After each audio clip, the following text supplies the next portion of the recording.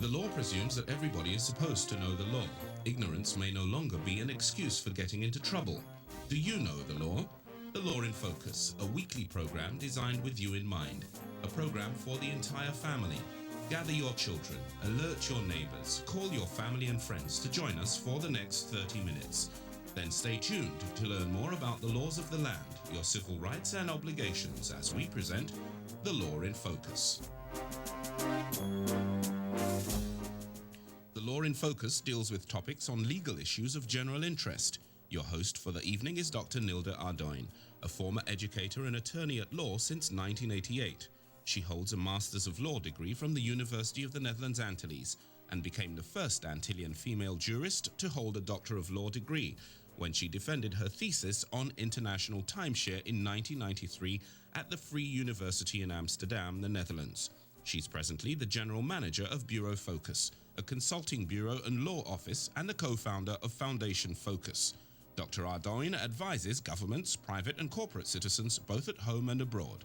Here is Dr. Arduin. Hi, welcome to yet another program of the Law in Focus. An informed people is a prepared people. Reason why we of the Law in Focus yearly dedicate a series to constitutional change to keep our viewers and listeners informed about ongoing activities and preparation of Country St. Martin. Recent developments on the island have raised many eyebrows about a subject which is at the core of our democracy. Participation of the citizens of the island, the country to be, in the political decision-making process by means of elections. We continue our series on Country St. Martin with a conversation with one of our constitutional experts and member of the legal work group preparing the laws to establish Country St. Martin, attorney Mr. Reynold Groeneveldt, who is no stranger to us. In this program, we will be discussing, among other issues, our electoral laws, present and future, with a thorough look and explanation on active and passive electoral rights, a matter which needs clarification, in particular in light of recent developments on the island. Who is eligible to vote? Who is eligible to be elected and hold a seat in the legislative bodies, the Island Council, the Parliament of the Netherlands Antilles, and in the soon-to-be Parliament of the Country St. Martin.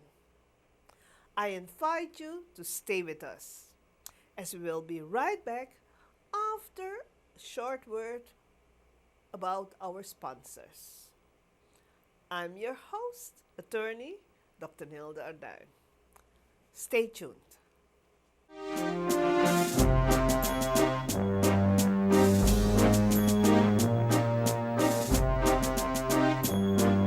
Legal consciousness is an integral part of culture and an important tool for the development of a nation.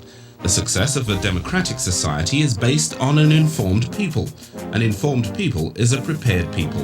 This program is brought to you by Foundation Focus through the financial support of sponsors which have the well-being of you at heart. GEBE, your electric and water company. Bureau Focus, Consultant Bureau and Law Office.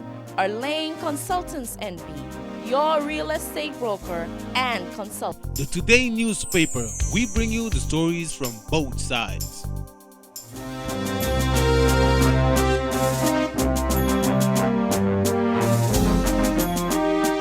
Thank you for tuning in with us today as we continue our series on Country St. Martin, focusing today on our electoral laws. We have with us today someone that is no stranger to our community, an expert on constitutional affairs, attorney at law, Mr. Reynold Groeneveldt. Mr. Groeneveldt, thank you for being in our program. Thank you for inviting me. Mr. Groeneveldt, we will start right away with a very actual topic, a topic that one speaks about very much lately, and a topic about electoral law. We want to discuss with you the differences between our present law and our future laws pertaining to active and passive voting rights.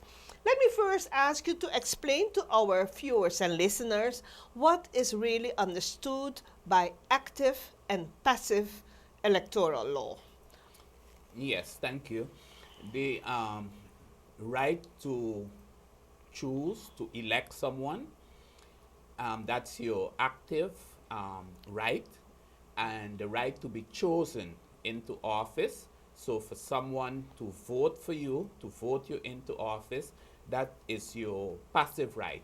And these are two of the fundamental rights that you have as a citizen once you are in our system, once you are of Dutch nationality, and once you are of the age of over the age of 18, then you can make use of those rights.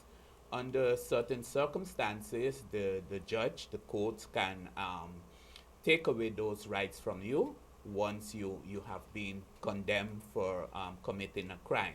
Okay. Again, for our viewers, our active voting rights is the right of the citizen to go to the electoral polls and vote for the persons that postulated themselves, who are candidates to be elected into an office. An office, yeah? yes. That is the island council on Presently, island yes. level, Yeah. and on federal level, that is to become a member of parliament. Of parliament, yeah. Passive voting rights are the rights of the citizens to be elected. To postulate themselves to be elected. Okay. You have indicated, in fact, already who is eligible to vote, who is able to vote. You said one has to be of Dutch nationality and 18 years or 18, older. and also written in here at the census office at least 31 days according to the law before it's made known that elections are going to be held. Okay. And now, who can postulate themselves to be elected? Yeah? The passive voting rights. Well, that would be any citizen of Dutch nationality who is residing on the island and is above the age of 18. Apart from that, there are no restrictions with regards to your background, whether you should have a degree or not, whether you should have finished elementary school or secondary school. That is not mentioned in the law. So basically, in our democracy, anyone can postulate themselves to be elected into office. And you said there are no restrictions. You said there are no requirements about educational level. A very often asked question: if you are imprisoned, can you be elected into office? I believe technically, yes, it is possible, because I could recall in the past that it happened. It happened, if I'm not mistaken, on Curacao. You see, that right is a very, very sacred right, and you should only be denied of that right under very, very extreme circumstances. Okay. You have mentioned in your introductory remark about active and passive voting rights that the court can take away that right. Can you explain that? Yes, if someone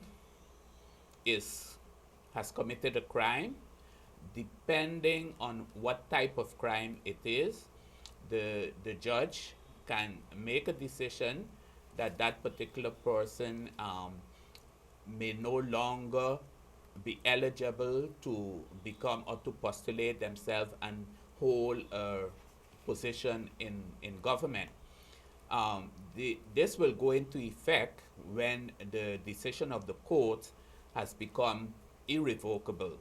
So the court in first instance, the penal court in first instance, can take such a decision, but it's not yet irrevocable, meaning that the person can appeal it to the appellate court, and the appellate court still have the possibility to review and annul that decision. And after that, there's still another possibility that one can go to the Supreme Court if they think the decision of the appellate court is not a proper decision. They can still go in highest appeal at the Supreme Court. And after the Supreme Court has taken a final decision, then the decision is no longer revocable, so it becomes irrevocable. And then that part of the condemnation can be applied, that one cannot postulate themselves to become, let's say, a member of parliament, or in our case, as it is yet, a member of the island council. Okay. You have indicated that the court can take away one's active or passive voting rights. Is there a difference between the electoral laws on island level and on central government level? Well, technically, from what I know of the law and what I have reviewed, they are basically more or less the same. The procedure and the structure of government is quite different on island level than on federal government level. So there is where you would see certain differences and certain changes. I believe that, for example, we have examples. Example in Curacao a few years ago, where we had a situation where a parliamentarian was condemned criminally and had to serve time. The parliamentarian did not lose his parliamentarian seat. On island level, we are faced with a situation which is very much discussed in the community, where a commissioner has been condemned criminally. Voluntarily, he withdrew as a commissioner, which is a nominated, appointed position, but yet that person maintains his island council seat. Maybe you can enlighten the community, our viewers and listeners, on that situation. The difference between a commissioner's position and a position as island council member. Yeah. Yes, as you said, rightfully, the position of a commissioner and also the position of a minister on federal level is an appointed position. The parties, the political parties, appoint that particular person to that position. You are elected to the parliament and also to the island council. And unfortunately, in our constitutional law as it is now, there is no provision taken up that regulates how a member of parliament or a member of the island council can be removed from office. There's nothing taken up from the executive council and the cabinet of ministers. It's an easier process. On federal government, the ministers are also appointed by the political parties, and they remain in office as long as they have the confidence of the majority in parliament. So automatically, and this is an unwritten law, if a minister no longer enjoys the confidence of the majority of parliament, he or she has to resign, and also does that. On the executive council level, that is also the case, but in the island regulations, there's also Article 50A, which gives provision that a commissioner can be declared removed from office. And that we refer to as a vote of no confidence. And then that commissioner can be removed. But that is not possible in the Island Council or in the Parliament, as it is now. As of course, and when we talk about the central government level and the at the island level, we're gonna have to go to a short break. But after we come back, I would like you to also explain the difference between the system, the government system between central government and island level. One is monistic, the other is dualistic, which of course make comprehension of what's going on a little confusing. After a short break. For information on family matters, contact Women's Desk in the Front Street, the Court of Guardianship in the Vineyard Building, Safe Haven, or the Office of Social Affairs. For information on various legal topics, they can be had at the Law Clinic at the Government Administration Building, free of charge on Saturdays from 9 a.m. to 12 noon, and at the various law offices on the island. Information can be had from the tax attorneys for financial and tax matters. At the Department of Labor and Social Affairs on the Nisbet Road, you can apply for free legal assistance. Thank you for having stayed with us as we are continuing this very interesting topic on electoral laws. Before the intermission, Mr. Groeneveldt, we used two very heavy terms, monistic and dualistic governmental systems for our viewers. Can you go into that, because that will clarify many issues on our governmental system and electoral laws? I will gladly do that, and I can still see the teacher in you. But I'll gladly do that. Yeah. It remains my passion. Yeah, me too, as a matter of fact. Yeah. Monistic system, that is what we have on island government level, where you have the government consisting of the executive council and the island council being more or less one body. Mono means one, and if you look at our system, the island council members are elected to the island council, and then at this present moment, all of them that have been appointed in the executive council also are members of the island council. So that is where the word monistic comes from. One and the same. One and the same, which we think is not the ideal situation, because the island council is the organ,